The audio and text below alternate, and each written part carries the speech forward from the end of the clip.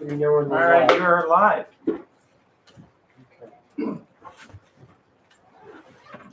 Okay, welcome to the Community Police Commission's Police Policy Committee. It is 6:04 p.m. and I call this meeting to order. My name is Pete Van Leer, Chair of the committee. Roll call. Chandra Benito, Present. Kyle Early, Present. Veronica Ferguson is absent, and I am Pete Van Leer. I'm present. We also have Commissioner Co-Chair John Adams. And the agenda is as follows, as you all see. Corrective action guidance as our main focus, and arrestee restraint, transport and supervision if we have time, and the others will be more discussion. Also welcome Sergeant Graham from the division. All right. Any questions about the agenda? Okay. Public comment. Does anybody wish to make public comment? Okay. Hold on a minute.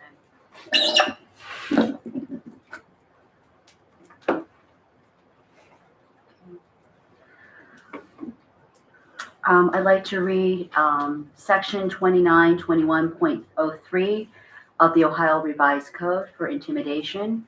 I think that this will give the community an idea of what is happening on the commission. Section A, no person knowingly and by force, by unlawful threat of harm to any person or property, or by filing, recording, or otherwise using a materially false or fraudulent writing with malicious purpose, in bad faith or in a wanton and reckless manner, shall attempt to influence, intimidate, or hinder a public servant, a party official, or an attorney or witness involved in a civil action or proceeding in the discharge of the person's duties of the public servant, party official, attorney, or witness. Section B, whoever violates this section is guilty of intimidation, a felony of the third degree.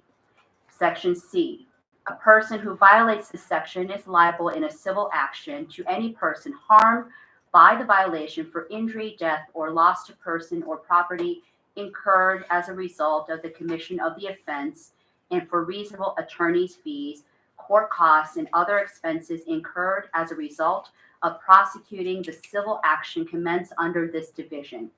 A civil action under this division is not the exclusive remedy of a person who incurs injury, death, or loss to person or property as a result of a violation of this section. I would like the public to know that many of the attempts both in the press and what the commission is doing is an open attempt to politically retaliate against me for attempts to make the commission independent and in accordance with the charter. I would like to state for the records that the primary people involved in this are interim executive director Jason Goodrick, co-chair John Adams, co-chair Sharita Zayed, Commissioner Pete Van Leer, who is the chair of this committee, and Commissioner Chandra Benito. I'm actually imploring that the public come to more meetings because it is not only me that is being retaliated against for trying to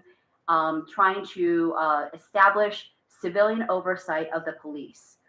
There are others in the community that are experiencing potential retaliation for their efforts to this end.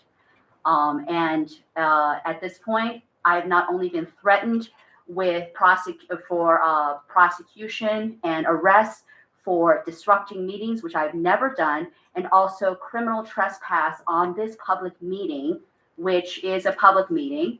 The community should know that recently the HR director of the city, without any evidence from me, has stated that I will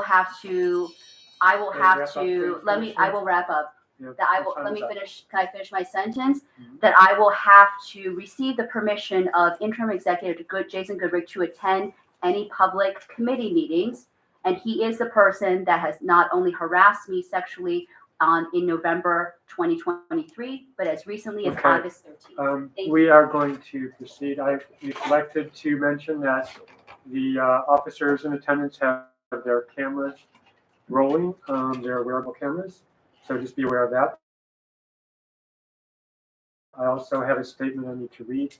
This meeting of the Cleveland Community Police Commission's Policy Committee is a lawful meeting under Section 605.04 of the Codified Ordinances. No person with purpose to prevent or disrupt a lawful meeting shall conduct any act which obstructs or interferes with the due conduct of such a meeting. Members of the public are invited to speak in accordance with the public comment rules. Disruptions, including but not limited to speaking out of turn and or making loud utterances that interfere with the due conduct of this lawful meeting, may constitute a misdemeanor and a violation of Section 605.04. If this meeting is disrupted, I will call for a recess and the room will be cleared.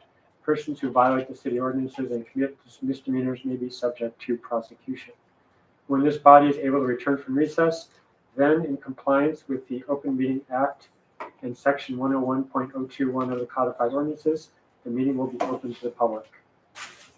So with that, we are going to jump into our agenda.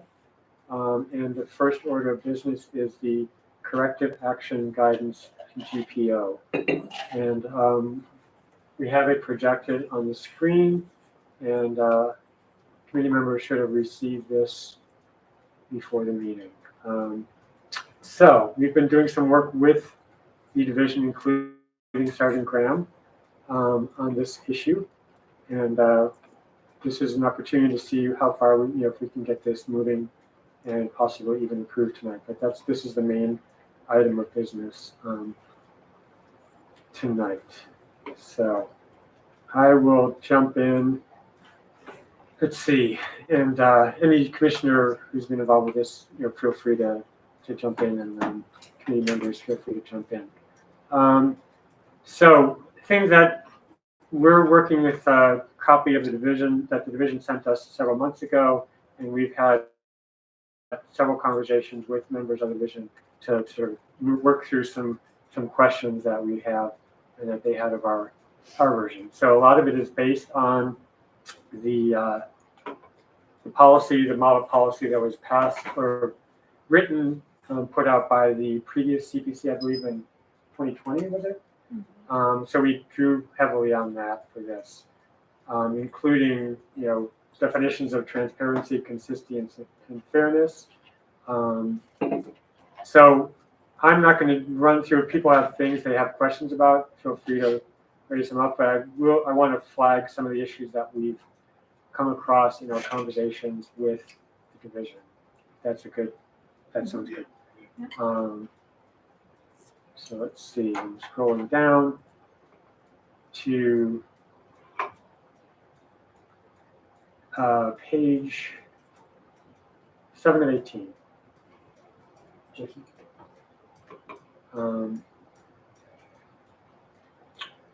So on 7 of 18, section O, number 1, non-disciplinary minor infractions, as defined in GPO 1.07.05, internal complaints and misconduct. So we had listed some things here, but at the suggestion of the division, we were referring to a different GPO, the internal complaints of misconduct. I don't remember if you were in that conversation, Sergeant Graham, but basically I put it in a comment on the side. And if you click it, you can see more. It just talks about which of these would be non-disciplined minor infractions. Uniform violations, minor rudeness, absent bias, failure to perform a system check on wearable camera system or in-car camera equipment that causes failure to record officer actions, traffic and parking infractions, motor vehicle accidents not involving substantial property damage, personal injury, or death. When a member repeatedly, that is more than 2 times within a 12-month period based on the date of the observed infraction, commits the same minor infraction, the supervisor shall not handle the minor infraction through a non-disciplinary response.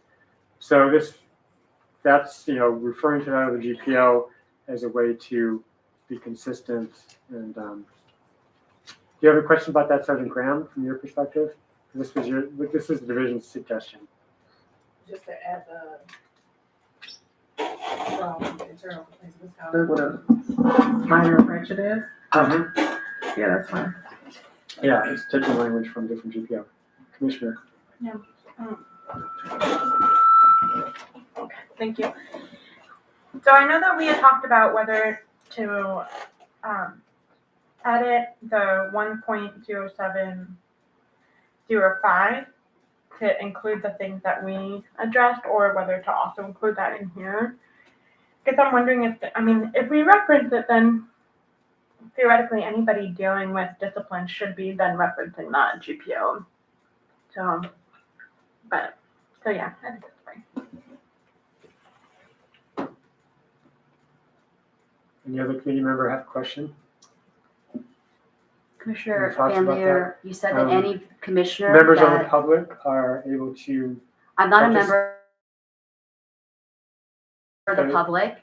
You said that any commissioner that worked on this GPO should give input. so I Me am and going Mr. to Chura were the ones continue. that, are you So failing if to it- recognize I'm that me gonna and call Mr. this Chura meeting were the to order. commissioners that worked on this? This meeting's business has been disrupted. It's by not being non-committee disrupted. members, so I'm gonna call this You are meeting to order. actually.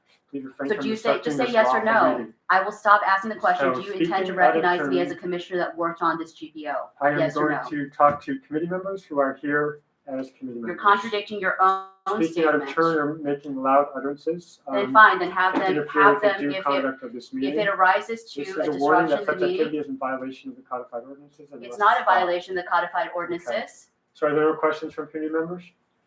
So Another okay, fine, question I will we ask, have I will then ask is, as a community member then, I'm certainly a community member, I have a question then, Mr. Van Another Leer. question that we have Mr. in Van group Leer, 2, group Either I'm under the recognized heading as of a group commissioner or I'm a violation, group community 1 member. Are violations. you not recognizing me now as a member of the public? Mr. Van Leer? 1 hour or so it said previously Mr. under Van Leer, AWOL, it And said my mic has as been defined paused. in group 1 violations. So, and we had changed it from, Why are you touching me? Because it's, Why what's are your you reason? touching me? Why so is my it mic changed cut? from as Why is defined my in mic group cut? 1 Carry your violations, mic which is space. defined Please above, remove Tell me yourself tell from me my which why- is space. defined tell me why my above mic is to something more Remove specific. yourself from my space. So please. Sergeant Graham Tell me why my and mic is other cut. committee members. I'm a So community we changed member, it from can I speak on this committee issue? I'm members- also a Touch me commissioner. again. 1 hour I'm or a less, community member, oh my gosh, no Jason. significant impact to operations. I'm really, Instead of just saying as I'm defined a in group 1 community member, violations. are you going to let me speak? So, And the Sergeant commissioner that Graham worked on and this other issue. committee members, if you have a thought about that, we're trying to get more specific as opposed to saying as defined in group 1 violations, which is the definition given above. So the question there, are we on that spot? What section are you going to? We're still on page 7 of 18, number 2, group 1 violations, 02, toward the bottom of that page. So Are you you see going to where it's recognize me highlighted as a there, community member, Commissioner Van 1 Leer? hour or less, Commissioner no Van Leer, significant impact to operations. Are there any questions? So Sergeant Graham, I'm particularly interested in your take on that.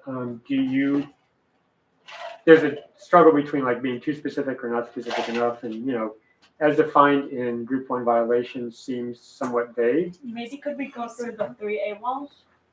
Yeah, sure. Excuse me, I don't have a working mic, and you said that so that this meeting community is, member. business is being So this is disrupted, so not I work- call this it's meeting not to order. being- It's not being So please disrupted. refrain from disrupting If you this think that lawful it's meeting. disrupted, then have the Speaking out of officers turn or enforce making loud the utterances code, the ordinance. interferes with this conduct of this Why meeting. are the mics So being this is a cut? warning This that is a such disruption of the activity public is in record. violence, This is an violation of the Ohio Meetings codified Act ordinances must stop. violation. Why are Alright, the so mics not Sergeant working? Graham and Commissioner Benito, did And you have all a? the officers here are Second. complicit Wait, Second in what? this No, political sorry, did you have retaliation comments on against this? me Yes, okay, so for enforcing the charter and for we establishing went the through independence of the commission. there were a number of things in the corrective action GPO where the same like violation, you would see it 3 different times, and it would say, as see, see group 1 violation, see group 2 violation, group 3 violation. So one thing that Pete and I did was to try to make it a little bit more specific so that there would be a little less room for subjectivity when it came to determining which group something should be in. And because there have been concerns about officers' charges being dropped to a lower group, and there not being consistency around that. So that was what we were trying to do. So when it comes to AWOL, maybe we could go through the 3 different ones that we wrote. Although, did you end up adding a group 2 one? Because I kind of struggled with. Not yet. Not yet. Okay. So group 1 is for the group 2 violation of AWOL. It's 1 hour or less, no no significant impact to operations. I struggled a little bit with trying to figure out what group 2 violation would be, but then let's scroll down to group 3 violation of AWOL. And then maybe, we can get some feedback from the group. Jason, would you mind scrolling down to group 3 violation of AWOL? Just for clarity, there is a 2 on here. In mine, at least. Yeah. There is. but There it's- is? Oh, let's Yeah, go to there is a group 2 2. maybe. Yeah, there is a group 2, but also I want to add Go one ahead, thing. Before, I was talking with Director Goodrich beforehand, and we looked up in GPO 4.0, 4.01, patrol section responsibilities, there is a procedure that allows, that says, not being absent from duty. There's nothing that says AWOL, but it says that officers may not be absent from duty without obtaining permission and or notifying the superior officer. And for sick time, they have to notify the officer at least 1 hour before the start of their shift on the day of the absence. And this is just new. We hadn't talked about this. Yeah. And officers utilizing comp time or other time off shall comply with the current CBA. So, Commissioner, did you have a? No, I was just letting. Yeah, okay. Yeah, okay, so Alright. yeah, I was thinking a different, there was one that I had a hard time coming up with. So let's go back up to group 2 violation. Jason?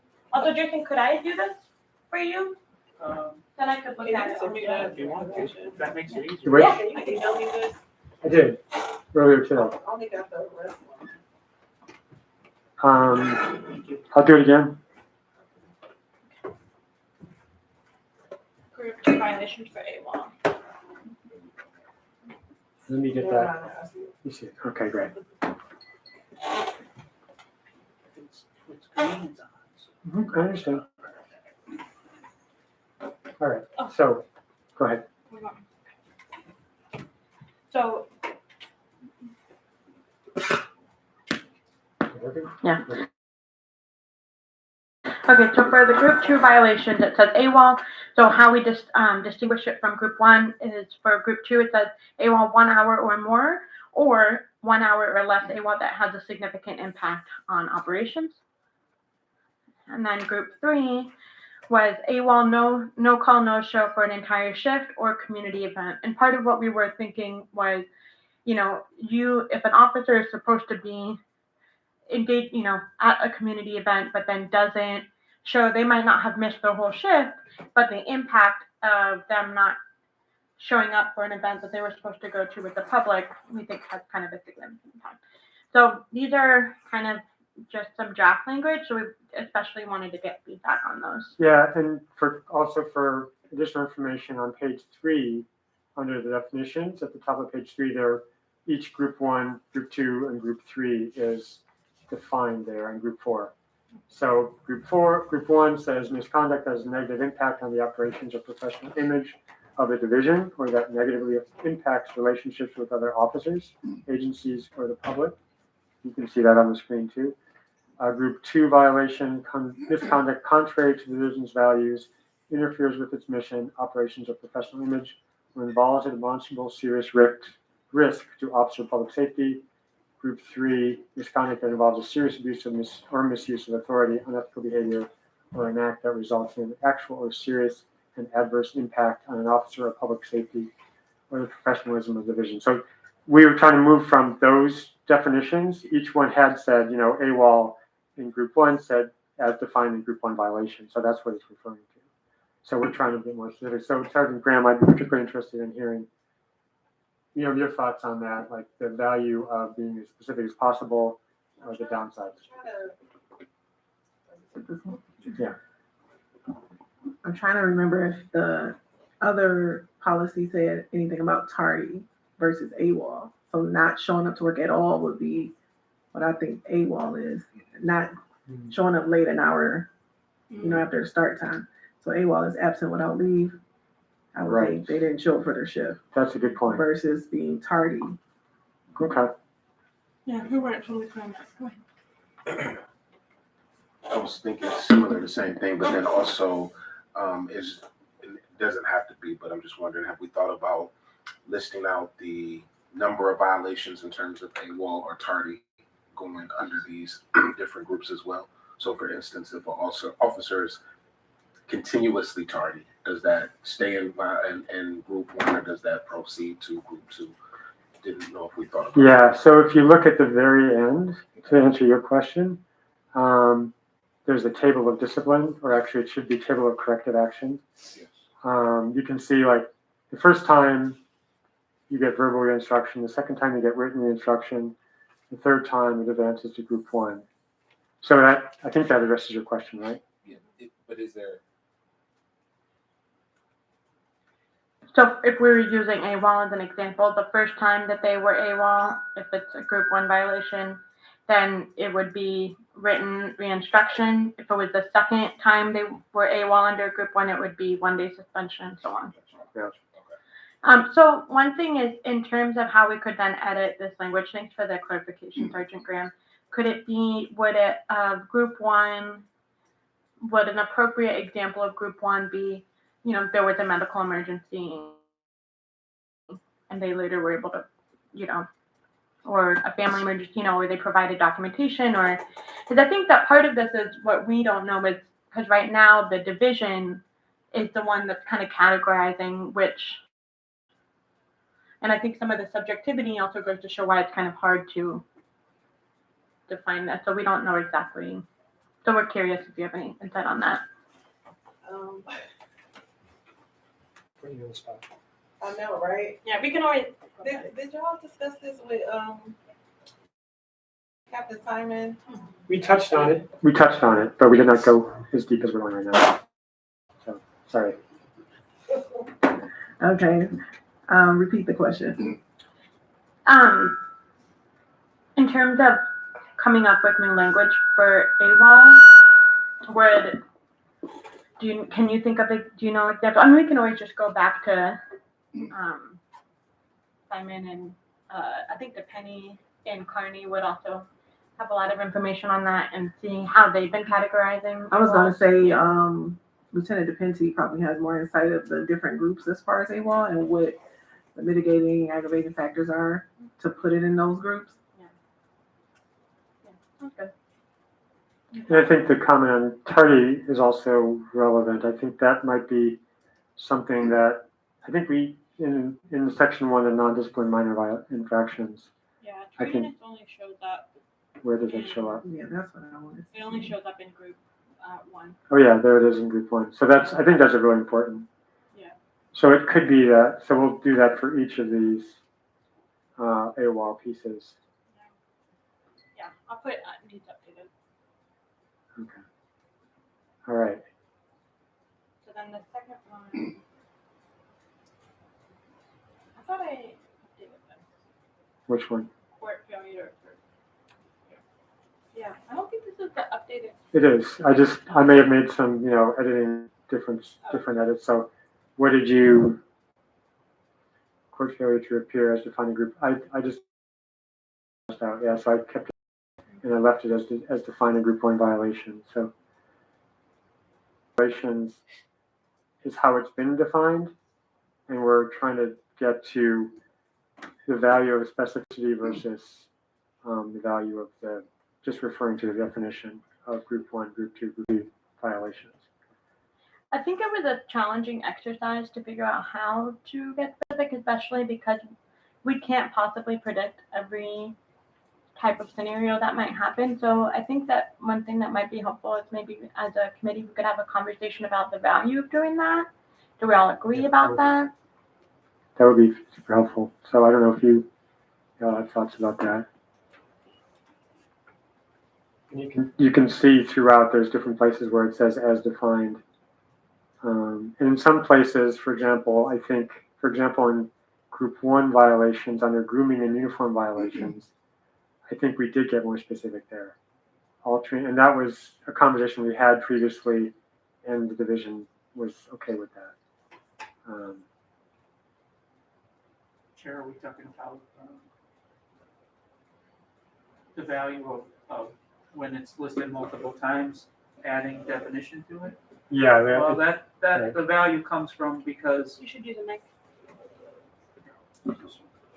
the value comes based on observation and the work group's findings when we did this original recommendation, because if you list the same offense word for word in 3 different sections, what sometimes the chief or the safety director will do is take something serious and reduce it to a group 1 because it's not clarified in there what that means. So it leaves too much discretion. So they could take a group 3 offense and make it a group 1 and not even have to give a reason because it's listed also as a group 1.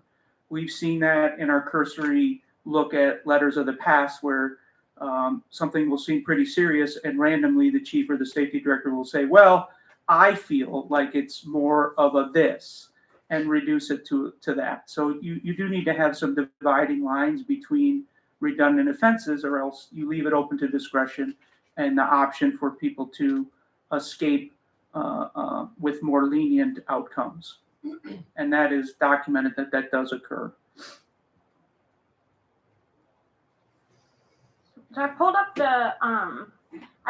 the model policy. In the model policy, while it does it less than the draft we received, it still does do some of this group 2 and group 3 violations. And then, in the model policy, for example, AWOL only shows up in group 1 violations. Well, that would simplify it certainly. Then we would just have AWOL. But I think the idea behind the division putting AWOL in multiple categories is because there are times when being AWOL Has a more has a significant different impact, right? So I would assume, right? They actually have an AWOL termination this year, so there is, Right, you wouldn't be able to do that if it was only a group 1. right. So. So if you're AWOL, So if you're AWOL, say like the example you gave is a medical emergency, but you didn't, of course, contact your job to let them know you're having a medical emergency. So you're technically AWOL because they didn't get a notification, but the mitigating factor is it was a medical emergency. Maybe you couldn't call. Maybe you got in a bad car accident, for instance, and you can't call. So that would be different from if you're purposely not coming to work to avoid work or avoid a assignment that you don't want to do. So that would be more egregious compared to a medical emergency. But in both instances, you're AWOL. And AWOL may be the more difficult one if you don't know how they're using that. So that the other ones shouldn't be that difficult. Like, one of the ones we split was the way you use, for instance, abusive language. It said abusive language, and I believe we discussed what level of that language cuts a threshold of going to the next. So there should be other ones that are less challenging to define than AWOL. AWOL, I guess you would need to know how they look at the other policies to consider what is tardiness versus AWOL. In departments I've worked for, if you're a no-call, no-show, you're AWOL, right? There is no tardiness in places I've worked for. That's just you're AWOL, right? So even if you're 10 minutes late, if you didn't tell them that, you're absent without permission, which is the definition of AWOL, right? Yeah, it's just how some places operate. So until we know the context of how this is being applied operationally here, I think that's a difficult one to define in this group. But other ones may not be so difficult that are redundant. So another example is the court violation of court order. So the way we did it for group 1 was violation of court order, unintentional, does not harm community or civilians, and does not significantly impact CDP operations. She had to use an example of how they try to Yeah. distinguish. Yeah, that's in group 1 violations toward the bottom on page 8 of 18. Another example for group 1 was social media policy violations was improper usage while on duty, sharing content that reflects poorly on the division, not related to bias, engaging with the public on social media in a rude or uncourteous manner. Then for group 2, the social media was, why didn't this show up? What are you looking for? Social media. Okay, so for group 3. It's in group It's 1. in draft, yeah. So then group 3 was using disrespectful, insolent, or abusive language towards CDP members or members of the public on social media, sharing sensitive information on social media, or harassing members of the public on social media. So that was what we used for group 3 violations. And I that's group think that was the one that I was struggling to come up with a group 2 definition. I wasn't sure Right. kind of what was in the middle of those two. So happy to get ideas from others. To the chair, I think the group 2 and 3 for AWOL makes sense to me, but just going forwards and going backwards, I feel like there's something in group 1. It just looks like you're tardy for work. So I'm like, I get that we're trying to figure this out, but I'm not really sure if I want to, bog the police down in paperwork because someone's Right. tardy. So I just, Well, That's that's, what we you're changed. changing it, yeah. That, so if you look at there, that's what okay. Commissioner Benito wrote Okay. instead of an hour or whatever it had before. Okay, so AWOL, I think we can figure that out. In a subsequent conversation. Another note here on social media in group 1. There's actually a social media GPO that we're reviewing right now. And so it may make sense to really think about the two together. Yeah. Given that this comes up in group 1, 2, and 3, I guess, the social media piece. So, and then tactics, the difference between group 1, group 2, group 3. So for tactics, group 1 was an unintentional violation that does not harm community or civilians and does not significantly impact CDP operations. For group 2, it was intentional violation of training or unintentional violations of training that significantly disrupt CDP operations or result in harm to community, civilians, or CDP members. And then group 3 violations for tactics was intentional violation of training that results in serious harm to the public, physical harm of CDP members or community members, and or significantly damages the reputation of the CDP and the relationship between CDP and the community.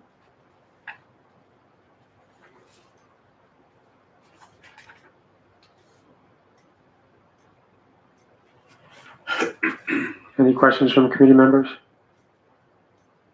Okay. So I think these are things we can work out. Are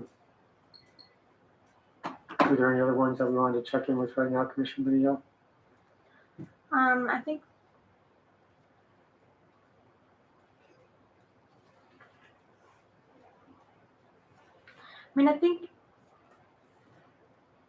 I guess my concern generally with trying to come up with the examples is like for us to, it's either we're like trying to imagine what these violations look like in each category, or we're going to the division and saying, what are you guys looking at the infractions that you're dealing with and the discipline that you're giving?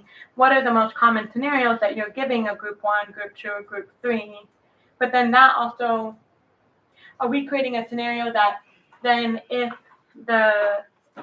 the thing that happens is outside the examples that we give, do we need to include something that says like, or similar situations to be a catch-all? And then, yeah, I think I'm kind of struggling with how do we specify, and that's, so some of these I kind of felt like I was just regurgitating some of like what's in the group 1 and group 2, group 3 definitions.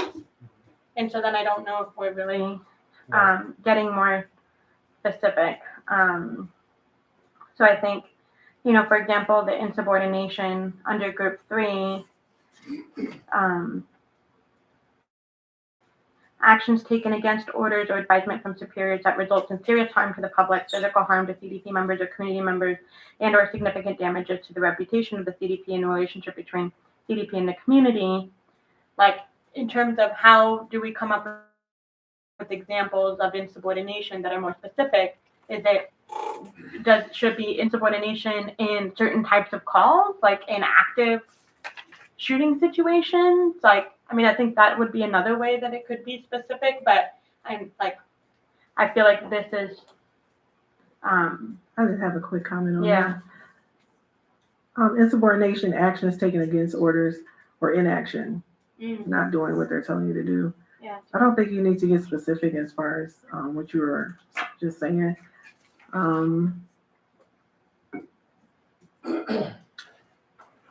Most of the time, it's the inaction that we consider insubordination.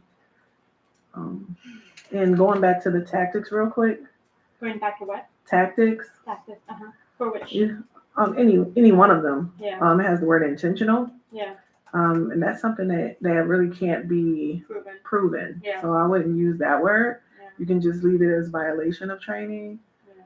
or also the violation of a court order. You have the word intentional as well, but we can't say somebody intentionally didn't show up for court. Right.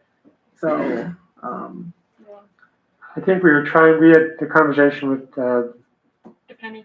Depenny, who was talking about omission versus commission, and we were trying to like get at that. But I think intentional is obviously different. Yeah. So that was the purpose of trying to weave that in, because you're doing something, you're not doing something. So I think we need to get that. So we'll look at that.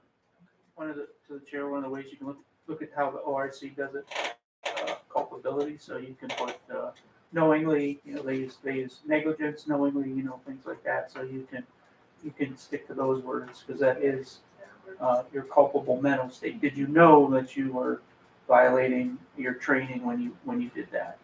You could say you've been trained 10 times on this, so you did know when you did this you were doing something incorrect, So those are Knowingly instead of intentionally. I just think, knowingly is usually how they start a lot of the charges in the ORC is your culpable mental state. So you knew this was wrong and you did it anyway, right? So that one is provable. So I would agree that we should just get rid of intentional and unintentional, because you're stating that you want to get rid of, like, you want to try to eliminate as much subjectivity as possible, and so then that becomes someone's opinion, whether or not you think something's intentional. You were talking earlier about, I think Jason was talking earlier about how some things have been changed because someone felt that something was one way, and then that was their opinion. So, I mean, I think the policy is the policy, training is the training. They're going to be trained on these policies, and so with all of us, any job we have, it's your job to you sign, you agree, and I think that the violation is the violation. Sometimes it's just how it is. If it's intentional, it's intentional. If it's not, it's not. But it doesn't matter. I think the more important thing is what the consequence of the violation is what I think we're trying to specify in the violations. That as the effect of the violation is elevated, then the discipline should be more elevated as well. I think one thing is that I think, the model policy does it a little bit where they have the 3 different, but I think that part of what the model policy does is just chooses one of the categories for it to be in. And so I wonder if instead of trying to, because I feel like it's hard to write these in a way that, like, how do we differentiate the 3 with, like, there's just not always going to be really clear, concrete ways to differentiate them without trying to get into subjectivity of, like, intentionally or unintentionally, or like also how do we even measure impact to the community, right? Like that becomes, what it's also subjective to determine whether something has an impact on operations versus has a significant impact on operations. That's also subjective. So I wonder if instead of trying to make these more defined, maybe we just need to go through and decide which category it should be in. And maybe that's something that we could talk through. That probably, we don't have to like change it forever, but as a committee, talk through these ones that are repeated. Is there one that we think that it belongs in more? Well, I think the reason it's in multiple places is because it depends on the situation, and there's always going to be, the impact can be different depending on what happens. So I think we should definitely talk that through. I mean, Director Goodrick just looked at Ohio Revised Code, and then the language used there, which could something we can talk about and figure out, is the words purposely, knowingly, recklessly, or negligently. That ratchets it up to a different level. Yeah. Sergeant Graham, is that Make sense? I had a quick suggestion. I know, so the violations are in different groups. And like we said, the mitigating and aggravating factors. If you wanted to define mitigating or aggravating factors for AWOL and group one, but say like, I see you guys have like a disrupt CDP in a lot of the violations. So that will be an aggravating factor that will bump it up to that group. So if it disrupts CDP operations, that would be an aggravating factor that would move it to this group. But it's the same violations in the groups. Right.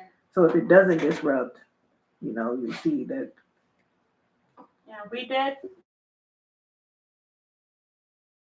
The model policy takes out consideration of mitigating and aggravating factors for group one violations. So that could work for group 3, group 2, group 3, group 4 violations, but we left that out. Group one. Go ahead. I'm sorry, I was just gonna say one thing. In group 3, there's a sleeping while on duty. But then there's like, it says that results in serious harm to the public. It's just sleeping on duty, period, because we can't sleep on duty. Right, So but that would be it something. occurs in all 3. So it's how do we define the difference between group 2 sleeping on duty versus group 3 sleeping on duty?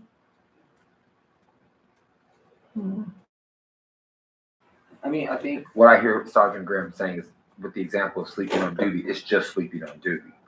So I think to your point earlier, that maybe that's a place where you have to figure out where does sleeping on duty go. And there's one sleeping on duty. It's like, it doesn't matter if I slept on duty for an hour versus I slept the majority of my shift. I think she's saying it's just sleeping on duty. They're Because not it's supposed to originally do it, just right? in group 2 only. Not in the one that they gave us. Or they moved it to all 3. I believe it came in the draft from Commander Carney that it was in all 3. Mhm.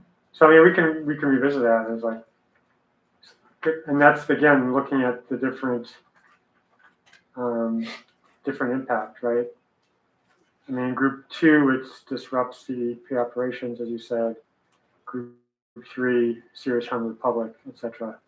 But if we're just considering impact, then that's basically the same thing as C group 1, C group 2, Yeah. P group 3. And so maybe the question is maybe we leave that, but then the concern is that leaves a lot for subjectivity and Right. potentially abuse of moving charges for different people to different group violations. So I mean, I think that the model policy seems to eliminate that, and so I'm kind of leaning toward maybe we decide where something belongs. I mean, it sounds like what Sergeant Graham is saying is that sleeping on duty is sleeping on duty. So.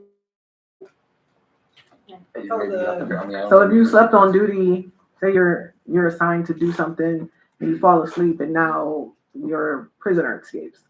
So that's something that's serious versus you fell asleep for 5 seconds and nothing was impacted.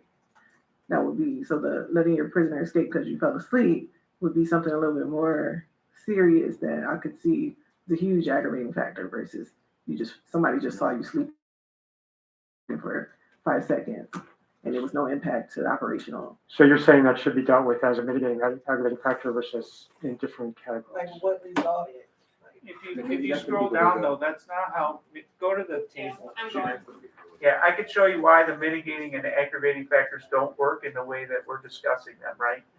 Because they change what you will get, but they're not used to change the grouping of the offense, right? So they change the outcome within that group, Within the group. but they don't change it down to a lesser offense, right? In fact, we've seen aggravating circumstances where there's 4 or 5 aggravating circumstances, and they're still reducing charges on those from a 3 to a 1 or 3 to a 2. So that doesn't make any sense in the context the way we currently are using mitigating and aggravating, right? You have to define the rule violation more clearly if you want to take out discretion. Otherwise, you leave sleeping on duty to, if it was my friend sleeping on duty, it's a group 1. If it's this person that we don't like, it's a group 3 without any justification there, right? So that's the problem that we continuously face. And that's why, I don't think there were that many redundant things in our model. They may have added more redundant things in here, to increase some of that discretion, right? But discretion has been the continuous problem we've heard from the community and from officers. So the goal of the model 2020 policy was to limit discretion and make it more equal. If you sleep on duty, you get this, right? If you have aggravating and mitigating circumstances like a prisoner gone, then that can increase what you get or decrease what you get, but it is where it is. So the baseline is. Right, it's still there. So if it's a group 2, right, and there's mitigating factors, well, then you'll probably get a 10-day suspension instead of a 30-day suspension or whatever the limit in group 2 is, right? But that's what aggravating and mitigating does. So pick a group that it belongs in, and then those aggravating and mitigating get considered in the outcome. I mean, So, for group 2, I mean, could the aggravating factor be the determination of the severity, like where it goes? So could maybe a group 3 be aggravating with aggravating factors, and then maybe group 2 could be without aggravating factors? No. So what the good are saying is that once someone is found of a violation, right, within a group, then the decision, okay, they're found, they're found culpable or not culpable of it. And then, excuse me, or it's sustained or unsustained. And then they have to figure out what should the disciplinary action be. Right. So should it be 1, 2, or 3, or 4, however many days. So the aggravating factors and mitigating factors are to determine I whether, understand that. yeah, I okay. understand what the aggravated. I'm just saying that I'm listening to Sergeant Grant and what she's saying. I mean, I feel like we're getting in the weeds a little bit. I'm just trying to figure out. I think it would completely derail the system. Sorry, I'm so sorry. Go ahead. It's just, I don't know, I just feel that some of the language is like, who gets to determine what's significant? Right. So a lot of that is here. I'm just trying to figure out, like in the case here, you would want a severe action if like a prisoner escapes or, something crazy happens. But you want to just have like, I guess my question is like, what would be the minimum for something like sleeping on duty? Like it goes in violation 2, but if all the factors are mitigating, I don't know, I'm just trying to figure out how to not be too severe, I guess. I guess I'm trying to say, like, because the mitigating and aggravating does matter. So I'll stop talking because I don't have clarity in this. Like, I'm just trying to figure out how we. You would have to look at this. So like group 2, if there's mitigating factors with it, they would get 5 days. No mitigating or aggravating. That's always there. Yeah, it's there on the chart. That's how you figure out. Okay, well, But strike my comment. I think to your point though, even the aggravating and mitigating factors can be subjective, right? So the aggravating factors include injury or harm to the public, the severity of culpability. So, I mean, I think that even some of that is in terms of how do you measure harm to the community, right? Like I think they're using it a little bit more, like if there's any harm to the community, but. so if you pull the table up there, I can kind of show you why we did what we did with this, right? So let's use sleeping on duty just because you did it, right? So look at what happens if someone's charged with sleeping on duty and it's left to discretion, right? You can go all the way from a verbal reinstruction right now to a termination or a demotion. It doesn't make sense in that context because that leaves an extreme amount of ability to enter in bias and all of these other decision-making factors, right? That just don't tighten it up. What we try to do is make discipline more equal in this department, right? So everyone who gets sleeping on duty can expect that it's in the same group, right? And if they have, let's say it's a group 2, you guys decide it's a group 2, right? What we wanted to do for the fairness principle is if you get sleeping on duty, everybody's going to get a group 2. They know that, right? So that makes it more equal. And then the only difference is some people could get 5 days and some people can get 9 days. But what matters is aggravating and mitigating. And it's prescriptive. So you have to do this amount of days. If you have aggravating, you have no choice. What we're seeing now is aggravating outweighing mitigating and someone would get a 5-day suspension, because in the 2019, they could do that. In this matrix, they couldn't do that. You would be stuck if you have more aggravating factors, such as a prisoner escape or whatever. You must go to the higher end of the scale, the 9 days, right? So that's, if you eliminate the ability to if you put discretion back in here, this won't matter anymore, right? Because you're giving people the ability then to just randomly and arbitrarily decide where it fits there, instead of trying to make it more equal so that people can know what their potential outcome would be if they slept on duty. So to ask a question, this is just for clarity, but if there's a mitigating factor and an aggravating factor, that means that the aggravating factor outweighs the mitigating factor, so therefore we consider it aggravating.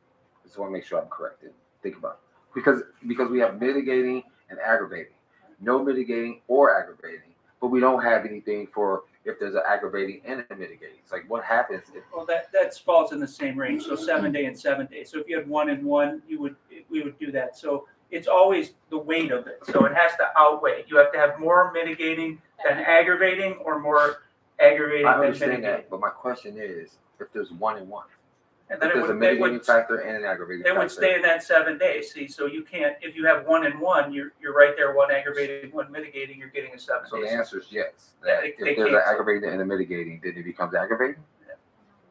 No, if you look at the chart, So if there's one, there's aggravating and mitigating, they're both 7-day suspensions. I still don't think my question's being answered. Okay, I know, I see what you're saying, because Like this I'm is saying, about it says- number of because it violations. says Mitigating. I think No that it- mitigating or aggravating. So I think then it Aggravating, becomes, so if they basically- cancel each so other out, I think then there's neither. So then, I think it would become a I don't 6-day think this is suspension. clear. I think we might be overthinking this a little bit. I understand your point, but absent like a clear example. Well, sure, you would, so let's say the chief, safety director in a group 2 says, you were sleeping on duty, right? And I found that, you were taking a medicine that caused that, right? So that, just an example, right? So they decided that's a mitigating factor, is that you were ill and you were taking a med that may have made you predisposed to that, right? So that would mean you have one charge of sleeping on duty with a mitigating factor, you get 5 days, right? Everyone who's in that same circumstances would always get that 5 days anytime. Now, if you have no mitigating or aggravating, right? So nothing, no excuse, but nothing made it worse, you're at 6 days, right? Then you're going up the scale. Now you just have mitigating factor, but you have 2 group 2 offenses, so you're following it down the line here, right? he's wondering what if there's one of each? I'm just trying to figure out what happens Yeah, when if there's there's both. one of each, yeah. It's whatever one outweighs, right? So you don't have an aggravating until you have an aggravating without a mitigating, right? So if you have 2 aggravating and 2 mitigating, they cancel each other out. It's like math, right? So you have to have a higher weight of either mitigating or aggravating to move it to the mitigating or aggravating scale, right? So, and normally they won't list that. So like But what does that mean then? If you it have, means you're if they right. cancel each other out, does that mean there's no discipline? Right, it says right there, no, it says no mitigating or aggravating, so it's just a simple offense with no mitigating or aggravating, you get 6 days, right? So that would be the category. Of Yeah, there's so like either you equal on have, both sides. which whatever one has more weight, so if you had 6 and 8, whatever one had 8 it would then be classified as either mitigating or aggravating. So it's the manifest weight of how many they stack in each direction. That's the way it's actually applied in real life. So if there are more aggravating factors than mitigating factors, it's treated as aggravating. If there's more Yes. mitigating factors than aggravating factors, it's treated as mitigating. If there's equal amounts of aggravating and mitigating factors, then it's treated as if there's 0 mitigating or aggravating So factors. I just want to use the language that's actually here. Yeah. So 1 and 1 means no mitigating or aggravating. Right, Like correct. that's Because it's That's the how weight, it's John, been. think of it as a scale, it's on a. it's no, on a I scale. understand. I just don't necessarily agree. I understand. I just don't necessarily agree. What do you? It Tim, just Tim, seems like it's too simple for how complicated it could be. Like, I don't know. Just because there's one mitigating, one aggravating, doesn't necessarily mean they're equal. Sure. I would just say that we're never going to figure everything out. There's always going to be factors that are tough to figure out. This is an attempt to get as clear as possible, as equitable as possible, and to leave as little discretion as possible. And if There's you, always gonna be some factor that we can't necessarily and guess. if you try to identify weights to each aggravating and mitigating, you're right back to the discretion problem. People are gonna say, well, in my mind, this aggravating is worse than your mitigating, so we're gonna not use the mitigating to cancel out your aggravating. So there's a whole lot of problems. The math model works better, because it's just simple. If you have 1 and 1, they cancel each other out. If you have 2 and 1, the 2 gets the weight, and it's wherever the weight goes. I mean, are there scenarios where even though there's one mitigating and one aggravating, so it wouldn't matter how severe the aggravating would be, it would just cancel out?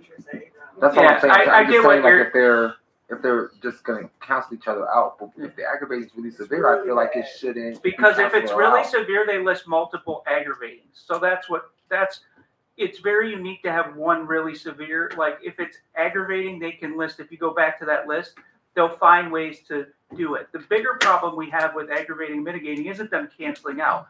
Normally you don't see that happen a lot.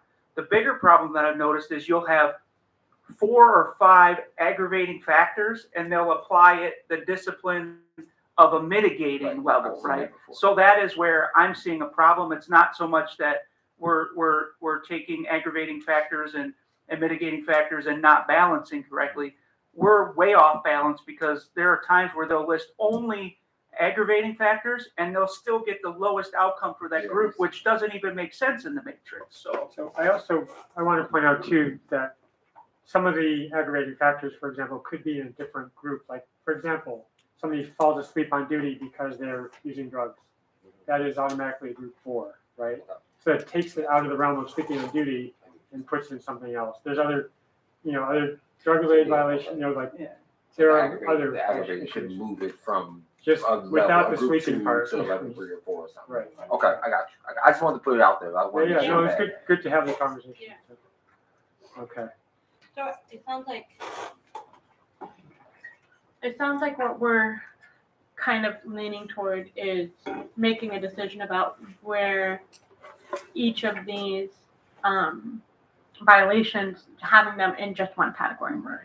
And the thing is to look at your ranges, right? So when you're making these decisions, you should have the chart next to you and say, if somebody did this, is a 2-day suspension enough? Because that's the maximum for a group 1, right? So you need to think about it not only from the aspect when you're reading these things of what the offense is, right? But also what range of outcomes would you consider rational for that offense? So you should be looking at this while you're considering what group they belong in. do you want to go through those as a group? Through what? The ones, do you want to, one thing we could do is, I think there's about between 5 and 7 ones that are in each category. Sure, yeah, we can talk about it more. And then we could kind of do a preliminary Yeah. discussion. And I do want to note that sleeping on duty in the model policy passed, written by the It's group CPC is group 2. Yeah. So it's the division that kind of separated it out a little bit. So yeah, if you want to take the next one, go. Sure, okay, so AWOL. So in the model policy, AWOL is in group 1. And so group 1 would be between a written letter of reinstruction and coaching through a 2-day suspension. Does that seem correct, having it in group 1? Yeah. Can we, while we do this, can we maybe pull up the Table? and then it'll make it easier because I have a physical copy, and so I could just look at the violation. Oh, have it, The okay. table, that would be more helpful. Can I have a physical copy? Go down to the chart. Thank you. Okay. There we go. Do you have it open on the computer or? Yeah. You can search for it. You have the model policy? You're asking about the model policy? I'm sorry, say it again. You're I asking- wanted to put the chart on. The table, okay. And then do Right, you just want to put note in about where, or comment? Or if you, can I have your pen? Or if you think- Okay, so we think that AWOL makes sense for group 1. Well, the model policy said that. Yeah, I think we can't ignore the division's desire to put that in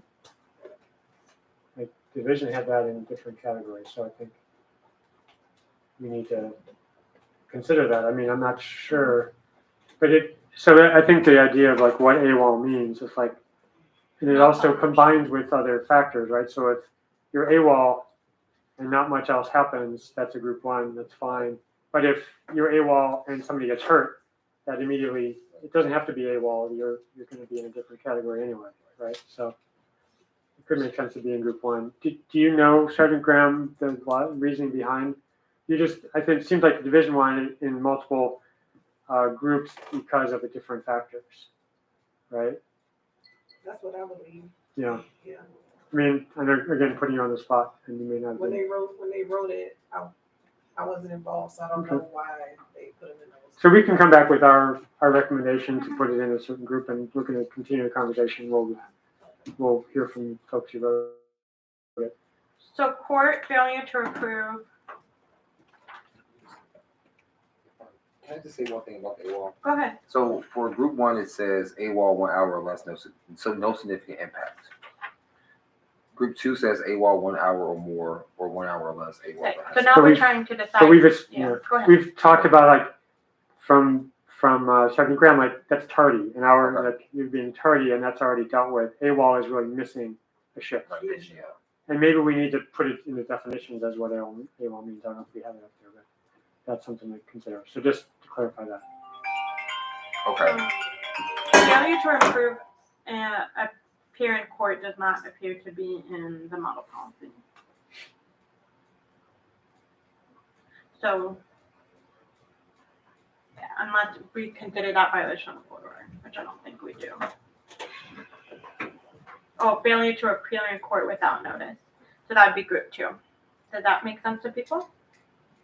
Say that one more time, please. So in the model policy, failure to appear in court without notice is in group Two. group two. So that would mean that the discipline would range between 5-day suspensions to 9-day suspensions, depending on mitigating and aggravating factors. So did that seem, yeah. Yeah, for the first violation. So does that seem correct to people? I think that makes sense. I'm just gonna say I don't know if I have enough information to answer that question. That was bumped up to a group two from group one. Yeah. Okay, why is that? Well, the division has it in all three. We were just putting it in group two and not in the other groups? So I think that understand. what we're trying to do right now is look at what the model policy that has, look at what the corrective action range would be, and determine where we think as a first go, where it should belong. And then at that point, I think we would go to the division and say, hey, these that were in 3 categories, we're just, for the sake of reducing subjectivity, we're trying to put it into 1. These are the ones that we put it in, and get their feedback. So are we working off the model policy from before, or are we also looking at what Commander Carney submitted? We're doing both. We're looking, but we're Okay. So drawing on both. Yeah, the ones that we're going through are the ones that are in all 3, in 3 different categories. So Commander Carney put it in group 1, group 2, and group 3. And so we're trying to determine what one it should go in. And the model policy that the CPC created put it in group 2. So the question is, do we agree with that? And if I may, I'll just say, it is a little bit of deja vu because what you guys are doing right now, that's where we spent the most time. So we had meeting after meeting after meeting about what group should it go in. The difference is we had representatives of the police unions there, we had HR professionals. So we debated all these things you're already debating. The question was, when we sent that model policy and the division and Commander Carney decided to change it back, we didn't get an explanation from them why they denied ours and changed it back, right? So you're guessing why, Commander Carney made the decisions to move it back. But remember, our goal was to decrease discretion. And I've never heard that as a stated goal from the division ever, that they want to decrease discretion in their discipline. In fact, I've heard them argue why they need discretion multiple times, right? So we have conflicting goals between where we were then, which was to decrease discretion versus what we've heard multiple times from the division that the discretion is necessary. So that's where that's the biggest conflict that you're going to fight here is the question of how far can you limit discretion and what's acceptable for both of you. Yeah. And so I'll just say that I think it's really a good conversation for us to have, and especially drawing on both. And we will be talking to Commander Carney more on this as well. We're not going to. Yes, we will. Okay. I mean, it's not just on you and just we're. Right, 'cause I don't think we're going to pass this out tonight because there's too many questions, but we're trying to get clarity from our conversation so we can go into he's more informed on the corrective action right. policy compared to me. Yeah. So we'll go back and talk it through with him and explain our position and get some clarity because I don't think we're going to vote on it tonight to pass it out.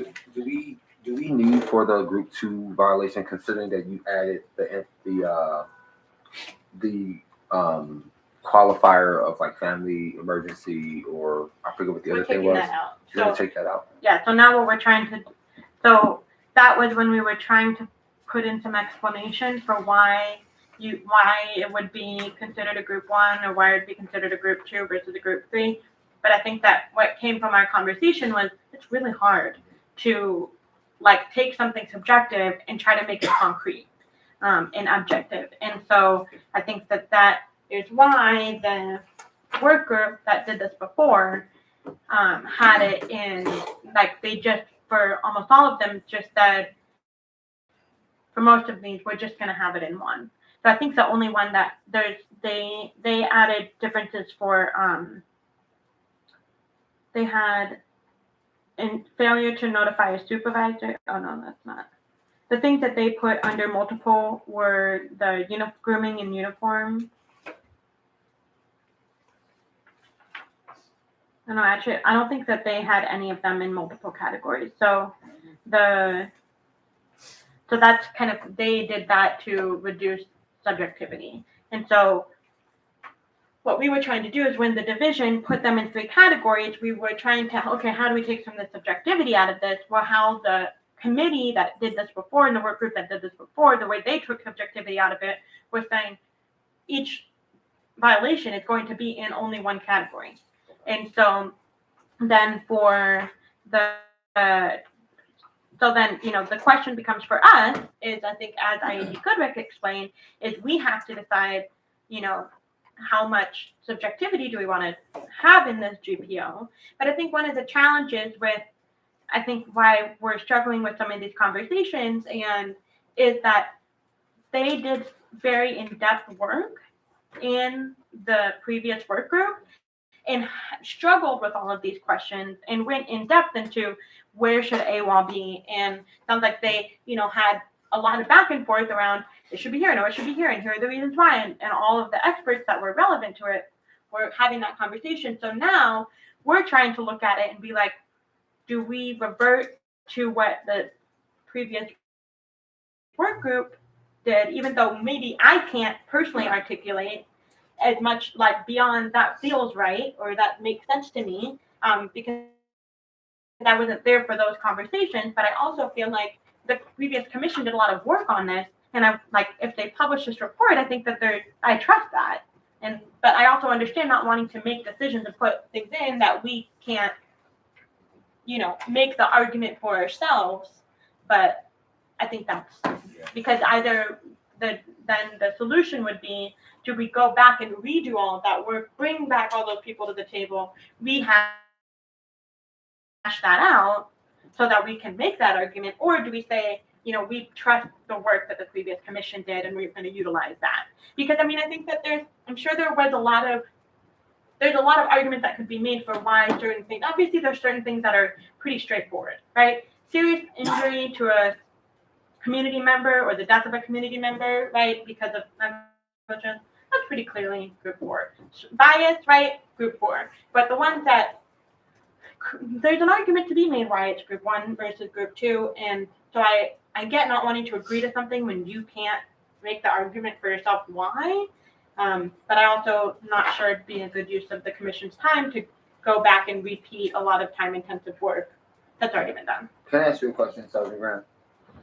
How often does the division deal with issues of AWOL?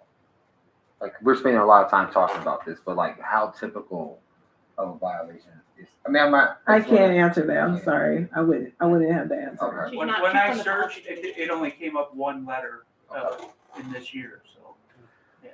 And I mean, some of these things, like something like an AWOL, it just maybe just leave it as is if it's not like a significant, because we're spending a lot of Leave it in time. three There's like so categories? much stuff in here that like, Right, you so know, there's we're- so much. And Now, let's just keep moving then. So there were some other, you were talking about failure to appear in court, you know, actually, right? Yeah, so failure, I do want to say one thing.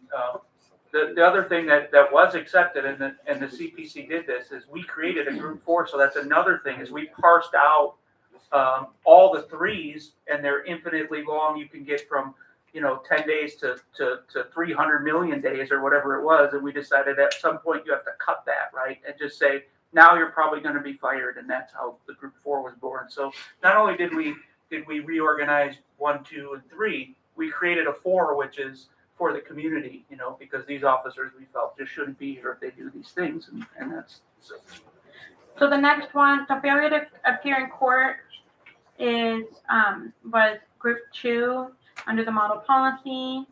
The next one was, I believe,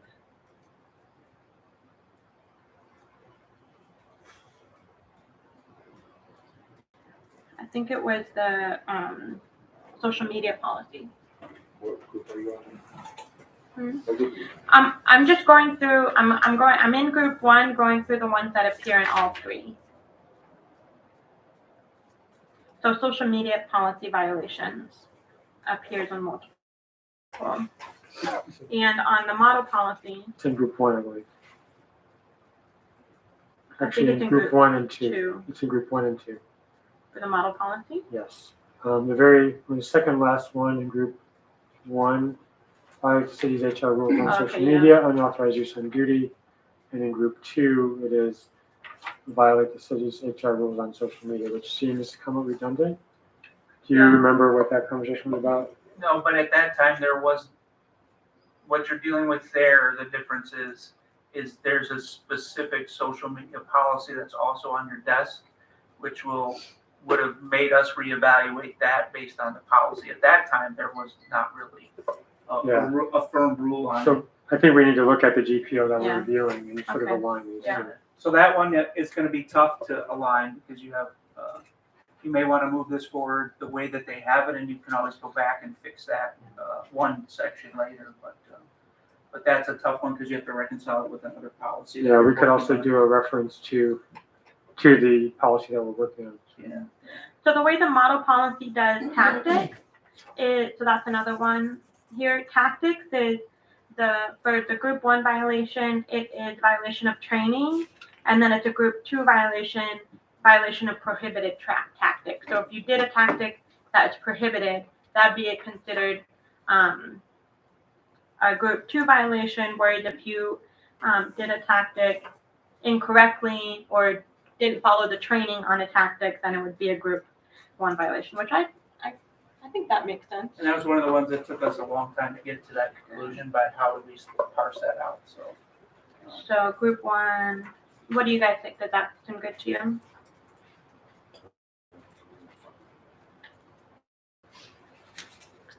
Okay. you're talking about keeping them where they are, moving them to one by one group. Yeah, so how it's listed under the draft we got from CDP is it's by tactics and then group 1, tactics group 2, tactics group 3. So how the model policy does it is they say tactics violation of training for group 1 and then tactics use of prohibited tactics. So, That goes for group 2. yeah, that would be group 2, which I think that makes sense. Yeah, because if it's a use of force, it's a different, Yeah. a whole different thing. So Yeah. they may use a group 2 violation of tactics, but you'll also get a violation of the use of force policy. So for those things, you don't have to worry about it being limited to a group 2.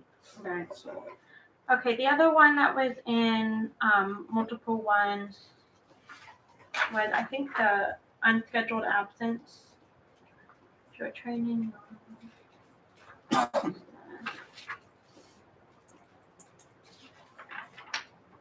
Oh, prisoners improper conveyance, property held. All right. That was in multiple, you're right. Yeah. Improper conveyance.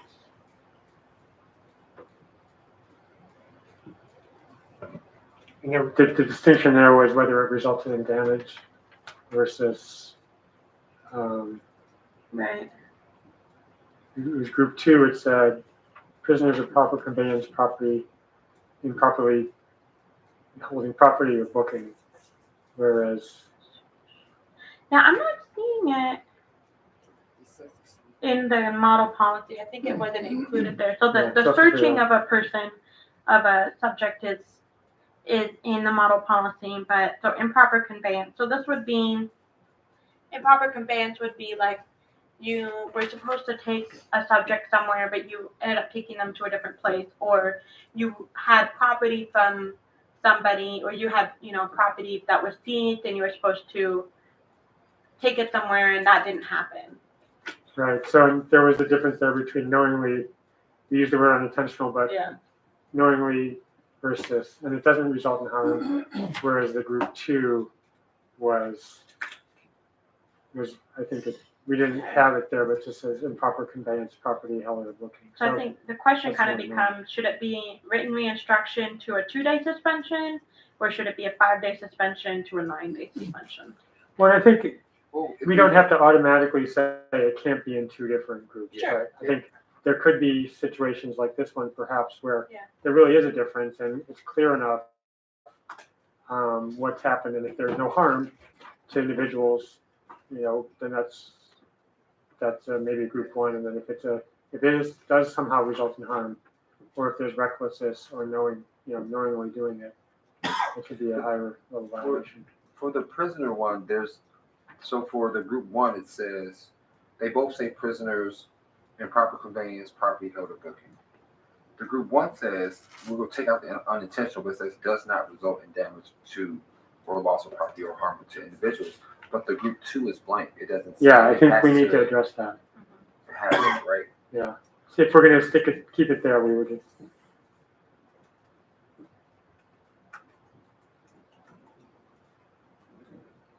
All right. What's next? Trying to, What do you mean by property held or the booking? That's your language. That's division's language. I think it means you either improperly conveyed somebody, a prisoner, or you held their property improperly, or you booked them improperly.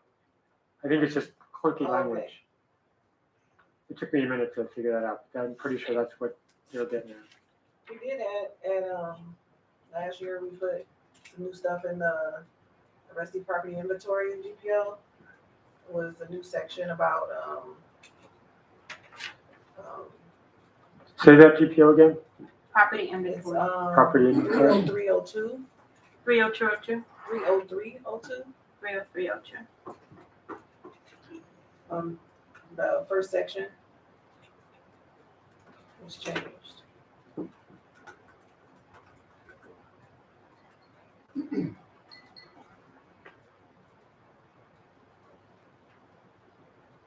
What's that, how you search? Yeah. Alright. You weren't good. I always have a hard time. You have it up?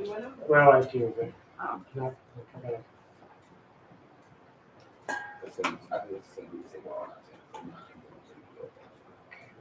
We were almost there when you first got it. Maybe, copy the actual name and then put it in. You're in the wrong, 3.03.3. I'm getting there. that first link. She said, officer going to put Yeah, and then go down. Do Let's keep property inventory, yeah. and then go down 30302. Okay, I've got it. Keep going. So what was relevant from your perspective? Just the first section we changed, just to let you guys know that we changed it regarding the property for prisoners.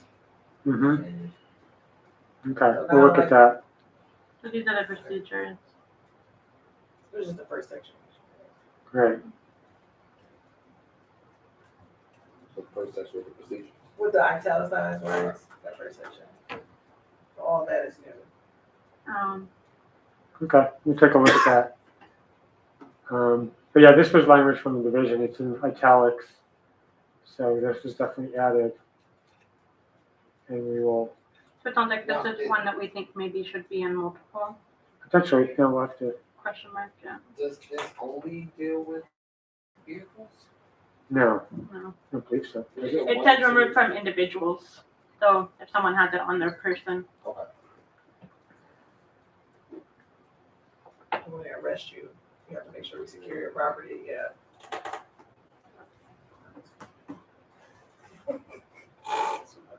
Okay, what else appears in multiple?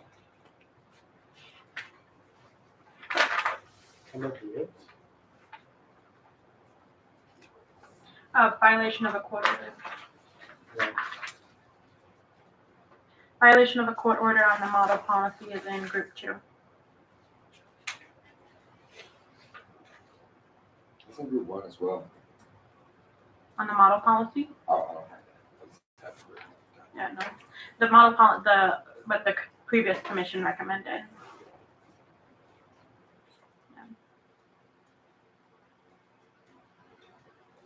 I'm more confused. You guys have this document. I know, there's a lot going on. So it was in group 2, you said, in the model? Commissioner? Yeah, in the model it's group 2, which I think makes sense.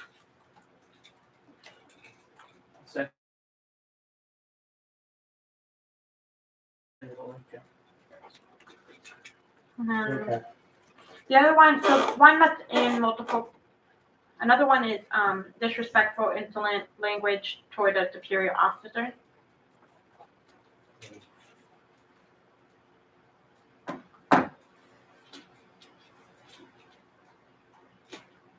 That's in group 2. Group 2 and group 3 is also in group 1. On the This is model group, policy? it's just, no, in the new one, group 2 and group 3, right? Yeah. And so I'm not seeing it in the model policy. I don't want to be rude or anything, but the work that you guys are doing now is like stuff that you guys will work on together.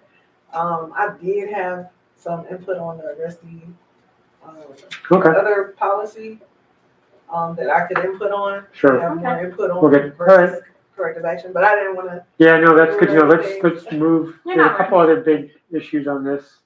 Yeah. That I do want you to hear. So that I think is, that's all the most of them, repeats. yeah. So I'll type that up, Yeah, I'll I type put it up, notes in make the here too. changes in here, and then we can send it to the division. Yeah, we'll figure that out. All right. So the other piece here, there's two pieces that I think we want to talk about. One is that toward the end of the document, what page is that? Page 11, well, not quite toward the end, but under ranges of non-disciplinary and disciplinary actions, we have group 1 violations, and Commander Carney was concerned that there would be no mitigating factors. So what we've done to address that, and we talked about this when we were talking to him, is that we, in the table, so we'd eliminated the mitigating factors, and initially what the table said was, it just said, group 1, first violation, 1 day suspension. Then second day, number 2 is 2 day suspension. Third time, 3 day suspension. So what we've done is added for the first violation is written re-instruction for first time, because his concern was that for many years you all been just doing, having more flexibility on that with mitigating and aggravating factors. But as we said, the model policy, that group looked at how do you get rid of the discretion and the inequity that was, the lack of consistency. So this adds a level of still ability to avoid suspension. So that's how we've dealt with that, just as an FYI. For the first. So For it gives, just the first violation. yeah. So I don't know if committee members if there are questions about that. And so the model policy had actually, like I just said, eliminated mitigating and aggravating factors and had the minimum was a 1-day suspension. So we tweaked that a little bit to compromise and provide some flexibility there. Questions from the committee?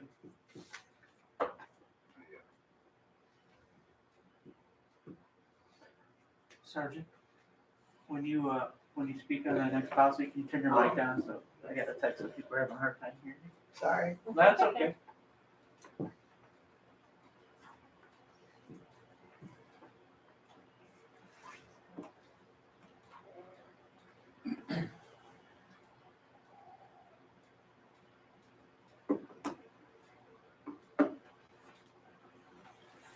Okay, commissioners? Co-Chair Adams? Yeah. Do you have any questions about that or? No. Okay, so then we're gonna move to the next piece that we had questions about, and we've made some changes in response to input from the division, and that is the fairness. So I always have trouble finding this. It's on page 14. There we go, okay. Except my page numbers have changed, I think, because of. So it's establishing a committee to review, here it is, in cases where recommendations are made, it's section D, where recommendations are made to the chief of police by the hearing officer. The recommendation will also be sent to the Fairness and Consistency Committee for review. The Fairness and Consistency Committee will consist of one person from the city's Human Resources Department or the Police Accountability Team. And we added the PAC because it didn't exist in 2020. And we heard that it can be tough to get human resources involved, but it seems that the Police Accountability Team this is perfect for that group, and it's why they exist. Division members, and we added the Greater Cleveland Emerald Society because of input from the division. And also, from Commissioner Chura, thought we should have, another at-large member of the division who doesn't necessarily represent those entities, the Black Shield, Hispanic officers, or the Emerald Society. Member of the CPRB, command staff, and the Police Inspector General, the IG. So clarifying that they can't be, the association members and at-large members cannot be board members of bargaining unions, and that they're selected randomly on a quarterly basis. And it's a double-blind comparison-based. They'll be looking at the data without knowing the fact, the identities, but they'll review it just to look for fairness and consistency in the data. And another concern was that never get all these people in the same room together. So the idea is that this group can meet even if not all the members attend.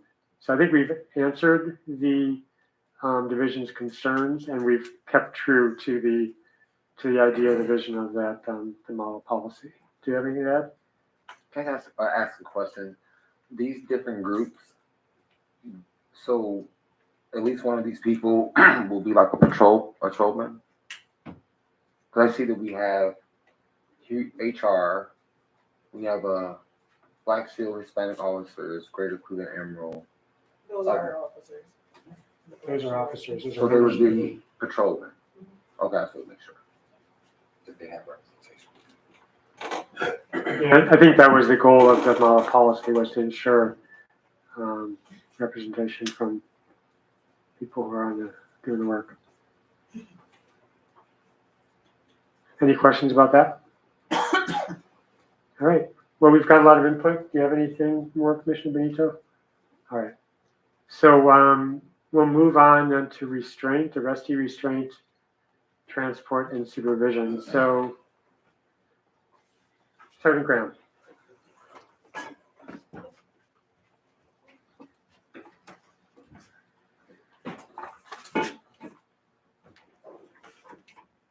Do you have the version I sent? Yes, Sergeant? yes, I have it.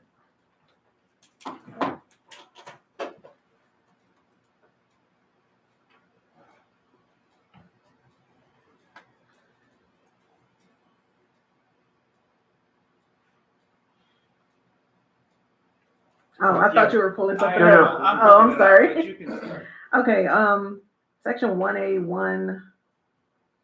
1A, I'm sorry, B1, Mhm. about the pregnant females. It looks like you guys took out,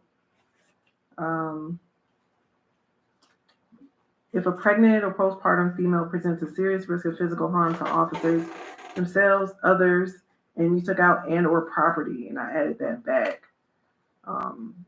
Because this is, ORC, so I wanted to keep it in there. The property portion.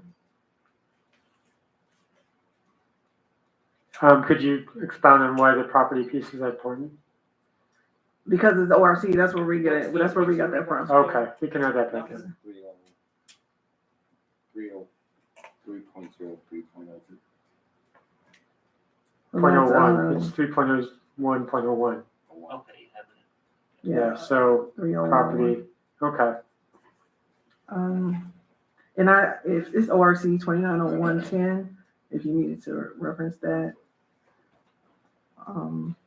You changed wording to, from unborn child to fetus. Uh-huh. And that's per the ORC as well. They use unborn child Hmm. in that section as well.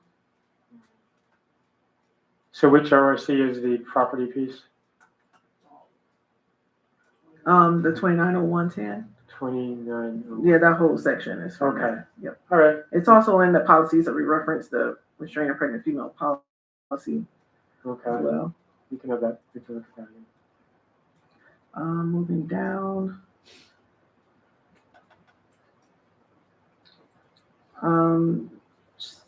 Number 2 about the children.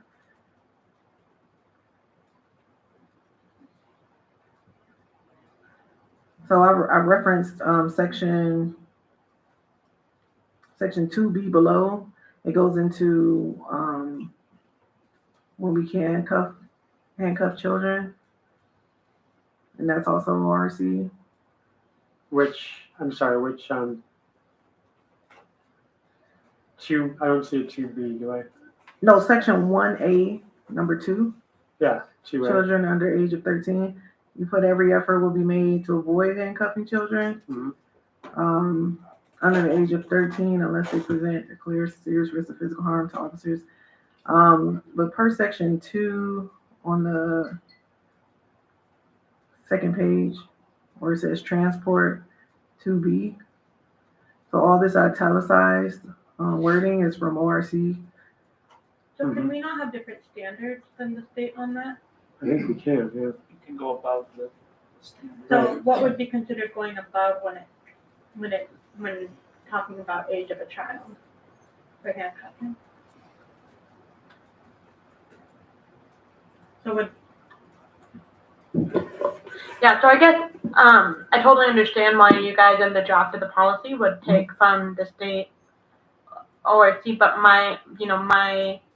what I'm curious about is if we want to have something different than what the state says, because I think that we can't have city law that further restricts a citizen's rights than state law, correct?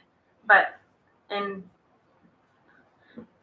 terms of changing the restrictions over age of handcuffing, it wouldn't, if you were to reduce to say that there are times that you don't have to cuff a child, that seems to me that we could change that standard because we are not further restricting the rights of the citizen more than the state law. Is my thought on that correct? Well, the wording here says every effort to avoid handcuffing when instead of maybe discretion, depending on, because per the ORC we can handcuff if they committed a crime that's a felony. Right, but what I'm So- saying is, how can our GPO, like in what situations can we change from the state law? So, I think your point is well taken, like we can make a policy that as long as we're not restricting more than state law, we look at that. Okay. Yeah. Then So the section, regarding handcuffing people in crisis, I agree that we can take that out because, you know, they're not under arrest and this is what this policy is about. So I did agree with that. If Talking about B, members may use discretion in handcuffing Right, based on that law. So like, yeah, I was hoping we could remove that. It seems. yeah, I mean, I agree with that. Okay. Um,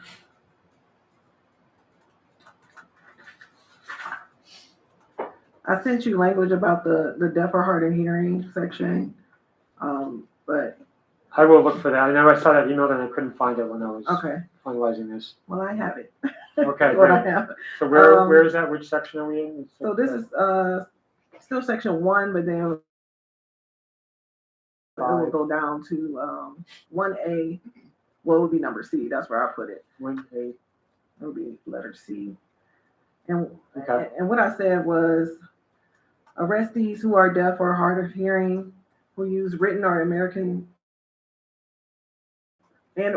Sign Language to communicate.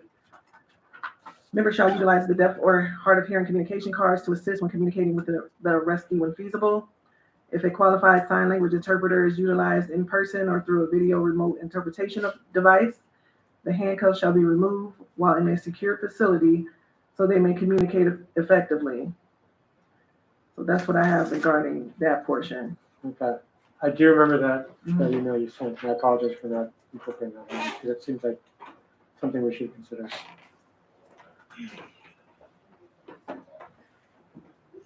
Sorry? So are you saying that that should be the only exception? Is when they're using a sign language interpreter? Because the other concern is how can the person who's being arrested communicate with the officer if So unless the officer knows sign language, they wouldn't be able to communicate. they could write? What I'm Right, saying so- is some folks would Mhm, write to the officer, so that's why, like, if you were to handcuff in front, mhm. then they could gesture. Also, there's ways that people, who are, people who are deaf and hard of hearing, like, know how to communicate with hearing people who don't know sign language, right? So you would maybe mime or gesture, and then also you could write back and forth. So if someone had something to communicate, that if they're front handcuffed, they might be able to still write a note. So I don't hear you saying we should eliminate all the others. Oh, you're just saying- Or did you? I mean, Which part? like, in that section where you said you gave No. the language, you're not saying getting rid of A, B, and D. No, just the part about, You're adjusting C, the language in C, Oh, okay, so good. I wanted to make sure we would still right? have the other pieces. yeah, so Okay. the part I mentioned taking out was the part about, if they're solely being, in custody for a mental health crisis. Yes, right. So that part I said, I Yeah, agree, take taking that that part out. Okay, good. The deaf or hard of hearing, The other stuff was okay. that was the language that I came up with because we do have to handcuff behind the back. And if we need to communicate, we would have to be in a secure facility to, take the handcuffs off. I think what you are saying is take out the other language that we have here and then insert the language that you came up with. But my concern is there are times that someone who is deaf will need to communicate with an officer before they get to a secure facility. For example, if they're in pain, Mhm. right? Or there's something wrong, if they're handcuffed behind the back and don't have any ability to gesture, sign, or write, then there's no way for them to communicate with the officer at all. So we do have the deaf and hard of hearing communication cards that, we will be able to utilize to help communicate. Well, but how can they communicate back to the interpreter if they're not in a secure facility yet? So the interpreter would be us there. So they wouldn't, so we would transport them to the secure facility. Right, but what I'm saying is that there might, someone who's under arrest is Mhm. communicating with the officer a lot, right? Before they are, Not necessarily, they're like, not talking to the officer, they're not saying I'm Well, in pain or something's wrong or can they you do this? can, but if we take them, if we realize that they are, deaf or hard of hearing, we would get them to the secure facility, so then we can unhandcuff them. Jason wants to. Just, I would make a recommendation if the division hasn't given you their source material for where they found the standards. I'm fairly certain, because we went through this with transgender, there's national jail associations that have standards for how you handle each individual group that may have special needs related to being arrested, right? Mhm. There's probably publications from advocacy groups and national groups around disabilities And and dealing I with. pulled from so- some of those. Right, and that's usually what the CPC has defaulted to, is whatever the national standards on the experts Mhm. say to do, whether it's the federal prison guidelines. That's what we did with trans, and as well as with Quality Ohio, they pulled national guidelines on that. Yeah, So and these were from, the Department of Justice had a, like, that's, a list of suggested policies. so I would suggest you We'll you take a look follow at it. whoever the expert is on this. Mhm. You take their wording and language. That's what the CPC has done in the past for situations like this. So But I've got your Okay. email and your language, and Yeah. we'll look Okay. at it, and we'll see what we can incorporate and figure that out. Is there more? Let me see. I think that was it regarding that. Okay. Committee members, are there other questions? One question I did have, actually, we had talked about adding language about restraining individuals in prone position, because that's following state law. Were you concerned with that? And it's right under policy. Following state law and refraining from restraining individuals in a prone position. Right. That's good. Hold on. What section are you reading? Very top under policy.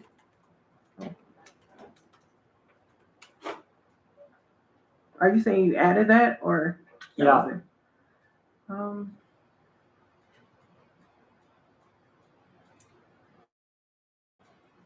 Are you saying laying flat?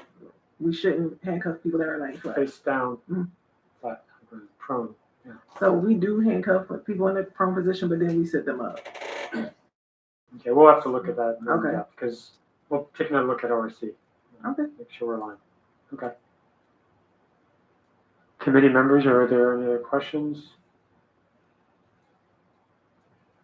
Okay, so I just want to point out here, so the Department of Justice entered a settlement with the South Carolina Police Department, that in one of the things under the settlement was including modifying handcuffing policies to handcuff deaf individuals in front, safety permitting, to enable the person to communicate using sign language or writing. All right. So we'll figure that out. Okay. Commissioner Early? Okay. Commissioner No, I Adams? can't, I can't read it myself, so. it's on the.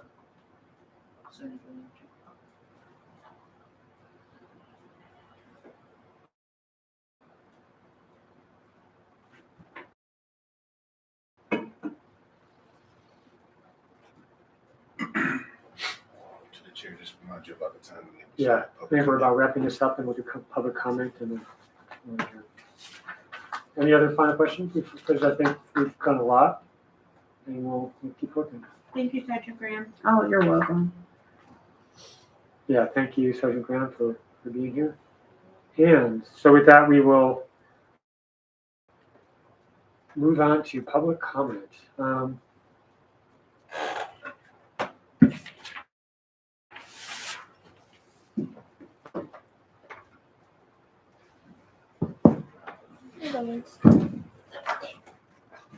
All right, good evening. Good evening. This sounds like a peaceful meeting you guys prefer. However, you guys actually demonstrated if you have a group of people without different ways of communication, what kind of situation it will be. You spend a long time because even you guys have a similar ideas about things, you guys still couldn't really get your points out easily. On the other hand, the commissioner who did some more work, knowing these things better, raising her hand, but you guys refuse to acknowledge her, either asking questions or giving feedback. But I do appreciate Sergeant Graham. You actually offer lots of good points, which should have been the discussions, at least the path we should be on. So you guys stay on a particular one, trying to get everybody thinking out because none of you actually did homework enough before you came to the meeting. So you have to spend the meeting time here to get that straightened out, which is still a good thing to happen. But the time you spend on just one item, that's a difficult item. I have to tell you that. I definitely agree. But for all other good points, should have been also discussed in the committee meeting, couldn't really be in until Sergeant Granham pointed them out. There are other points should have been also discussed together because they have a similar priorities, and it requires very diverse thinking and vigorous discussion. You guys couldn't get into that. Also, yesterday, yeah, I said that's right. We had a good forum to talk about police pursuits, but at the same time, even you put out a survey, that survey also reflect the way you guys actually do the work without Commissioner Terry Wong's participation. Yes, in general, we don't want to put out a long survey because we know people may not have enough time or patience to finish that. But most of your questions are for demographics. You only have one question really ask people for their inputs about a pretty important and long policies, two different versions. How would you expect people who do not even who not even have any opportunity to participate, like myself, to really answer just with one question, but with complicated contents? You have a multiple factor to think. You should have broken it down, give them each section, then ask the question, let them answer. That will help you to get the meaningful answers to create your result for your research. And I hope Pete was doing a good job to get things like this done better. Because without Terry Wong as a commissioner to actually participate, this will not happen. And since you have from a research position, I wish you can do this better. Thank you. Thank you. Thank you. Any other public comment? Commissioner? Thank you. So thank you, Lou, for those comments. I think that it should be noted that I was neither treated as a commissioner nor a community member during this meeting. My mic was cut. When they asked for community input, I was not given the opportunity. When they asked for commissioner input, I was not given the opportunity because this is not only a destruction of the public record, but it's an intent to censor and obscure the public record in order to cover up and provide plausible deniability for the unserious non-work that is being happening in the commission. Now I will address what happened in the meeting. This meeting was very revealing. If anybody watching, it demonstrates that the commissioner sitting at this table and the staff members working on this GPO, this disciplined GPO, lack the necessary disciplinary knowledge and analytical rigor necessary to edit and improve this GPO. We've actually heard commissioners say in this meeting, quote, I can't articulate beyond that it feels right. We should trust the work of the previous commission. We cannot proceed on feeling. We have to proceed on things that are objective. And the reason I want to give some background as to why there's such a lack of progress in this meeting. The corrective action GPO was done in the discipline work group under accountability by me and Commissioner Chura in cooperation with Lou, who is a member of the unhoused community and a Cleveland firefighter who knows a lot about discipline.